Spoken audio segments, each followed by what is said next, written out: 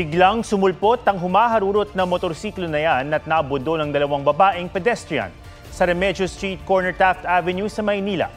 Tumilapon ang dalawa. Isa sa kanila ang patay ayon sa Manila Police District. Sugatan naman ang isa pa at ang rider. Nagliyab naman ang motorsiklo. Sa isang dashcam video, kitang mabilis ang motor na nag-overtake. Patuloy ang investigasyon. Mga kapuso, laging bantayan ng maliliit na bata. Isang taong gulang ang nasawi matapos malunod sa balde. May report si Mark Salazar. Labis ang paghihinagpis ni Jonalyn. Hindi niya akalain na sa balding ito magtatapos ang buhay ng kanyang 1 taong gulang na anak na si John Andre Tinapay. Aniya, naglalaro noon sa labas ng bahay ang anak kasama ang dalawa pa nitong kapatid na edad 3 at 9. Nagtawag jud ang akong anak kinamagongan lay nagtingog. Mga ba mana to nga. Sige siya ang manghud. Muna paggawas na ko sa na lupay-pay na nga. Natuklasan ng nakatatandang kapatid na nalunod sa balde si John Andre. Nakalublob daw ang ulo nito, bagamat hindi naman daw puno ng tubig ang balde. Nagawa pang i-revive ang bata at isinugod sa Rural Health Center. Pero makalipas ang ilang oras, binawian ng buhay. Nananawagan ng tulong pinansyal ang kanilang pamilya para sa pagpapalibing. Sa datos ng Philippine Statistics Authority noong 2022, nasa 17 ang naitalang nalunod na wala pang 1 taong gulang. Mahigit 300 naman ang mga batang edad 1 hanggang 4 na taong gulang na nasawi dahil din sa lunod. Paalala ng mga otoridad, bantayang mabuti ang mga bata. Mark Salazar, nagbabalita para sa GMA Integrated News. Inamyandahan ni Senator Risa Ontiveros ang Adolescent Pregnancy Prevention Bill. Kasunod ng mga agam-agam ng ilang grupo at ni Pangulong Marcos sa panukala. 7 sa mga senador na unang pumirma para sa panukala ang umurong. Pe-report si Maki Pulido. You will teach 4-year-olds how to masturbate. That every child has the right to try different sexualities. Naku, masyado namang premature Igan, yung sinabi ni Presidente na po niya. Pero nagtataka din ako, alin bang version yung binasa nila? Kasunod ng pagtutol ni Pangulong Bongbong Marcos sa isinusulong na Adolescent Pregnancy Prevention Bill, binawi ng 7 senador ang kanilang pirma sa committee report ng panukala. Hindi pa nga napupunta sa Presidente, may pronouncement na siya na i-veto. So why would we produce a committee report na alam naman natin na i-veto na ng Presidente? Hindi ako sang-ayon sa anumang panukala na makakasira sa halaga ng pamilya at sa lungat sa pananampalataya ng ating mga kababayan. Bago mag-atrasan, 18 senador ang nakapirma sa committee report. Si Senator Risa Ontiveros na may akda ng panukala, naunawaan daw ang mga agam-agam ng mga kapwa-senador kaya sila nag-withdraw. Pero giit niya, sinabi nila na nasa bill yung 0 to 4 years old masturbation, anal sex, oral sex at kung ano-ano pang mga konsepto na hindi akma sa mga bata. Natakot ang sambayanan. Pero uulitin ko, wala naman ang mga ito sa bill. At kailanman ay hindi ito makakapasok sa anumang panukala na aking isusulong. Naghain na si Ontiveros ng substitute bill.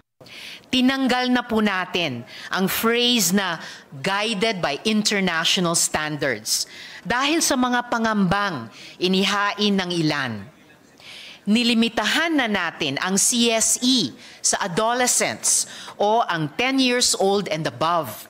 Sabi ni Senate President Cheese Escudero, pag-aaralan pa kung ibabalik ang panukala sa komite o pagdedebatihan na sa plenaryo. Ang Department of Education ire-review ang comprehensive sexual education na bahagi na ngayon ng curriculum ng basic education. Kung ano raw ang ipapasang batas ng Kongreso ay susunod sila bilang implementing agency. May batas talaga na kailangan pagturo tayo ng sex education sa ilalim po ng RH law, reproductive health law, at saka sa HIV/AIDS prevention, may batas din dyan. Maki Pulido, nagbabalita para sa GMA Integrated News. Nadisgrasyang isang Pilipinang nagbabakasyon sa Taipei, Taiwan nang magpa-picture malapit sa Riles. Nahagip siya ng tren sa sikat na Shifen Old Street. Natumba, nagpagulong-gulong at naipit pa ng tren ang kanyang buhok. Bukod sa sugat sa ulo, nagtamo din siya ng injuries sa dibdib at balakang. Kasalukuyang inooperahan ng Pinay ayon sa Manila Economic Cultural Office o MECO. Solo traveler lang daw siya at sumali sa tour. Nakausap na raw ng MECO ang kaanak ng biktima. Sasagutin naman daw ng travel agency ang gastusin sa ospital.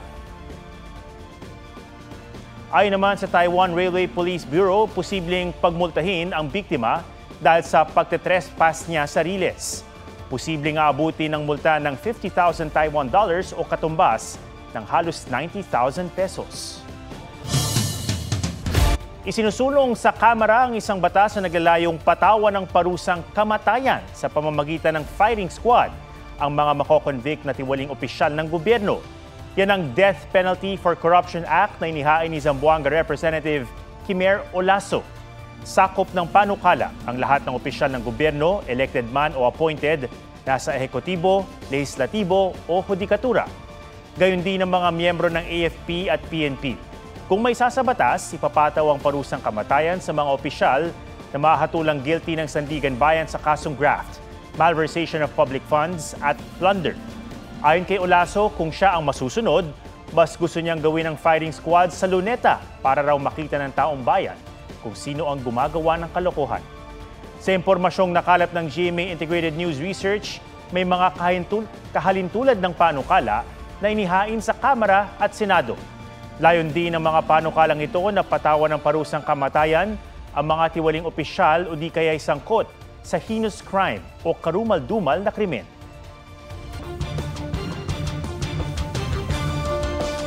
Tatlong menor de edad ang nasawi sa Bukidnon matapos mabangga ng 10-wheeler. Bumulaga naman sa mga motorista ang dalawang kabaong na nahulog sa kahabaan ng NLEX. May spot report si James Agustin. Malayo pa ang Halloween pero talagang gagapangan ka ng takot kapag nakita mo ang hindi lang isa, kundi dalawang kabaong sa gitna ng expressway. Humambalang ang mga yan sa southbound lane ng NLEX Viaduct. Pasado alas 7 kagabi. Nagbe-break na yung mga sasakyan tapos po tinitingnan namin bakit ba. Sabi po ng anak ko, may nalaglag, daddy. May nalaglag. Tapos so, pagdating ako namin doon sa area na yun, na may taon na. Ang mga kabaong wala namang laman at napag-alamang nalaglag mula sa isang closed van. Mula Pampanga, i-deliver daw sana ang mga ito sa Marikina. Natamaan ng kabaong ang bumper ng isang SUV. Nakasunod noon ng closed van. Pagkahulog po, nakaiwas po talaga ako. Pero feel ko yung debris po nung nahulog na kabaong. Tumama rin sa grill ko, kaya po siya nasira. Wala pang pahayag ang driver ng closed van. Pero ayon sa mga otoridad, nagkasundo na raw sila ng SUV driver. Sa San Fernando, Bukidnon, nakahandusay at wala ng buhay ang tatlong babaeng estudyante matapos mabangga ng 10-wheeler. Ayon sa pulisya, papasok na sana sa eskwelahan ng mga biktima na edad 5, 7 at 9 nang araruhin sila ng truck. Agad na tumakas ang driver. Pero matapos ang ilang oras, sumuko rin sa mga pulis. Paliwanag niya natakot siyang makuyog.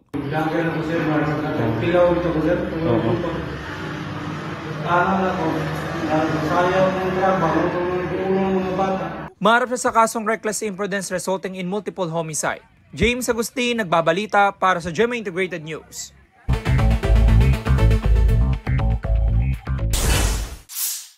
Viral na sampagita vendor na itinaboy ng security guard sa harap ng isang mall, ipinatatawag ng PNP. Yan ay para mabigyan din daw ng pagkakataon ang 22 anyos na babae na ibigay ang kanyang panig sa investigasyon. Underwater drone na mataan sa Bohol Sea.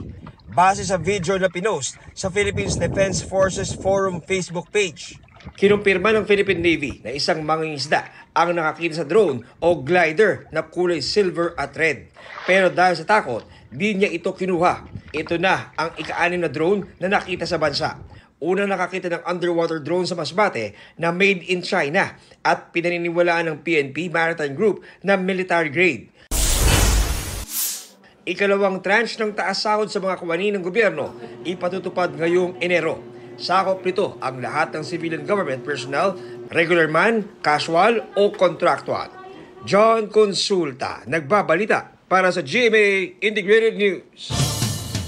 Pumirma ng kasunduan ng Parish Pastoral Council for Responsible Voting o PPCRV at AMA Education System para sa eleksyon 2025. Magsisilbing technology partner ng PPCRV ang AMA. AMA ang magbibigay ng mga equipment, technical personnel at student volunteers para sa maayos na operasyon ng PPCRV Command Center. Kabilang sa tungkulin ng PPCRV ang magsagawa ng parallel count mula sa election returns para matiyak na tama ang bilang sa boto. Lips lang yun iba. Lips lang yung pinagawa ko. That's true. Global fashion icon Heart Evangelista, aminadong nagpagawa ng labi. Pero itinangging may iba pang pinaplastic surgery. Hindi talaga. Mamatay man, seryoso. Back in Paris si Heart for Fashion Week. Mavi Legaspi at Ashley Ortega spotted sa Sinulog Festival sa Cebu. May picture na nakaakbay si Mavi kay Ashley. Meron din namang si Ashley ang nakaakbay kay Mavi. Tanong ng fans, are they dating? Happy ang Blink sa pasilip ni Blackpink Jennie sa kanyang upcoming album na Ruby. Kasama sa international artists na featured sa kanyang first studio album, si Dua Lipa.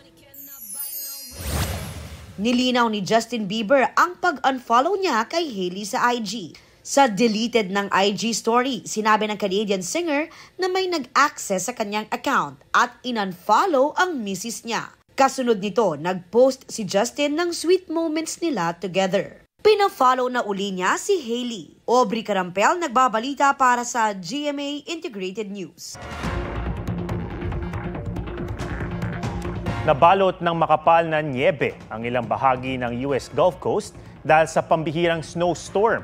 Ayon sa National Weather Service, nasa 31 milyong residente ang apektado kabilang ang mga taga Southern Texas na karaniwang di tinatamaan ng snow.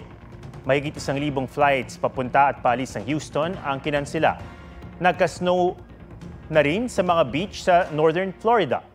Sa New Orleans, inabot ng 9.8 inches ang kapal ng nyebe. Batay sa media report, 9 na ang napaulat na nasawi. 8 sa bawat 10 kumpanya sa mundo ang naniniwalang mababago ng artificial intelligence o AI ang kanilang negosyo. Aling trabaho kaya ang apektado ng AI? Alamin yan sa report ni Katrina Son.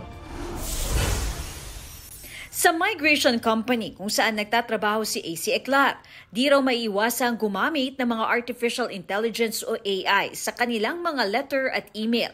Napapadali raw ang trabaho, pero napapaisip din siya paano kung dahil sa AI, mapadali rin o mapaaga ang pagtanggal sa kanya. There's a possibility na maging mas matalino pa yung mga AI in the coming years. So, nandun pa rin talaga yung fear.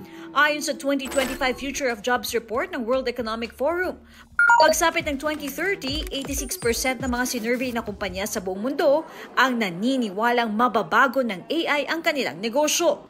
41% ng mga kumpanya ang nakikitang mas konti ang i-hire na empleyado dahil sa AI.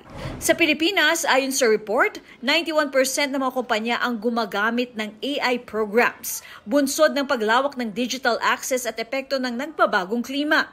Tututukan daw ng mga negosyo ang pag-upskill ng mga empleyado. 68% daw ng mga manggagawa ang i-require na mag-upskill, pero 38% pa lang daw ang nakapag-train na.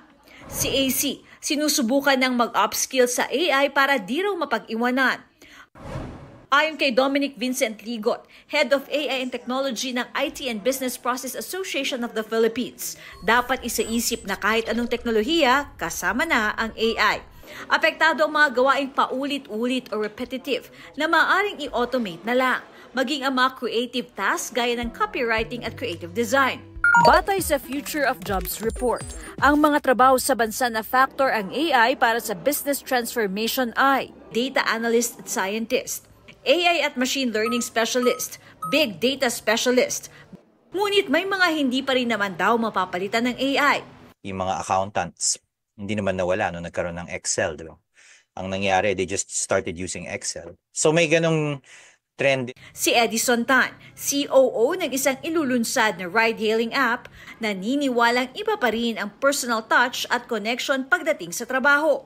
The AI would now just be a tool to enhance the operation. Katrina Son, nagbabalita para sa GMA Integrated News.